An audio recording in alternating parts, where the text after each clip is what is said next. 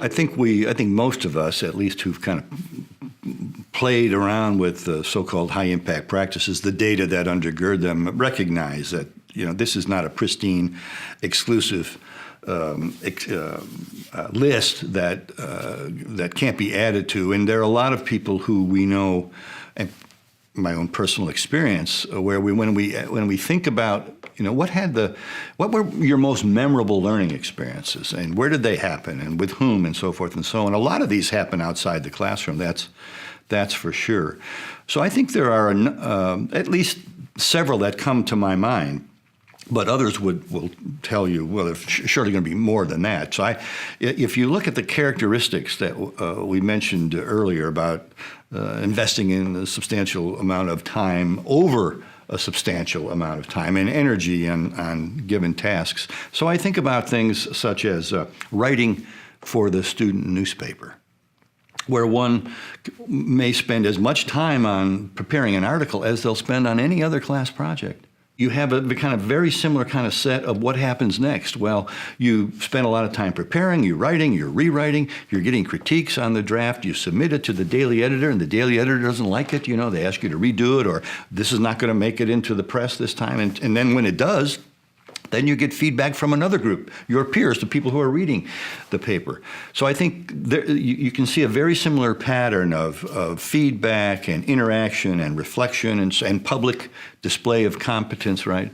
I think campus employment has the potential. It's certainly the potential to be much more educationally powerful than it is. It's not just, we can make it not just a job, but as we were talking about, making connections and deep integrative learning. So we see different projects around the country. One I'm most familiar with is the Iowa Guided Reflection on Work, GROW. I talk about this everywhere I go because I'm happy to tell you that I was an instigator of that. It goes back about 8 years when I was there and talked about this. And the Division of Student Affairs globbed onto it. And they did a very kind of systematic ramp-up, scaling up of this work. So now the people who supervise, every student in the division, who works in the Division of Student Affairs at the University of Iowa has this kind of reflective set of conversations with their supervisor in the company now of 3 or 4 others who might be working there to talk about how what they're learned on the job might be applicable to some of what they're reading and studying in class, and things in the class that they can find some use for. And it's a kind of a cumulative unfolding process, because when you ask a student what it is they've learned in class that they're using on this job, handing out towels in the recreation center, you typically get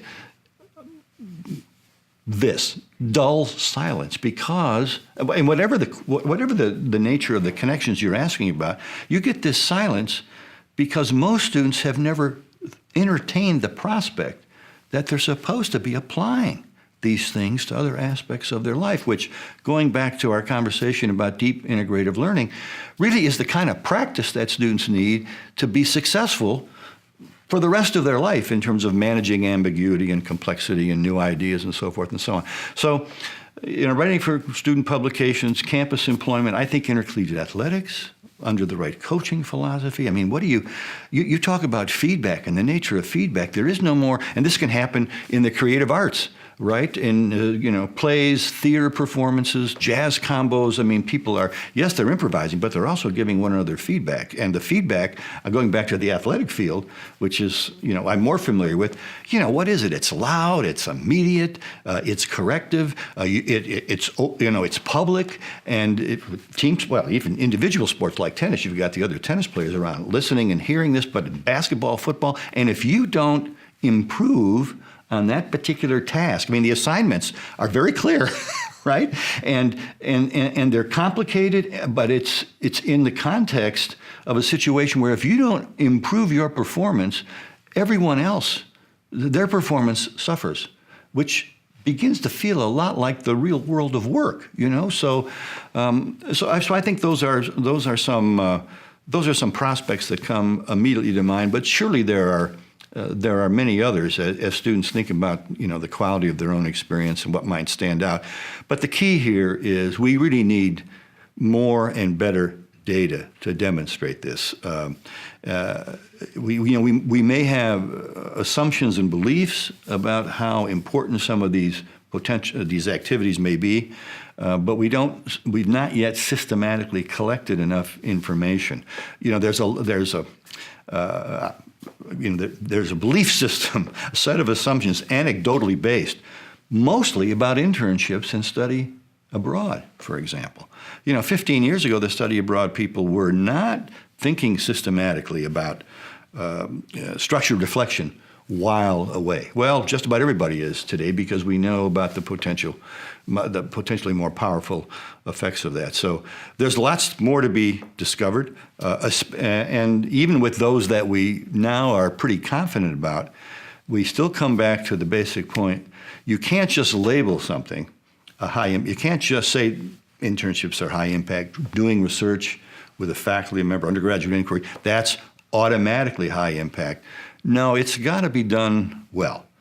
So all the other features that we've talked about earlier, setting expectations, providing a lot of structure, making sure there's feedback consistently throughout, these have to be present in order to raise the level of the impact that we're after.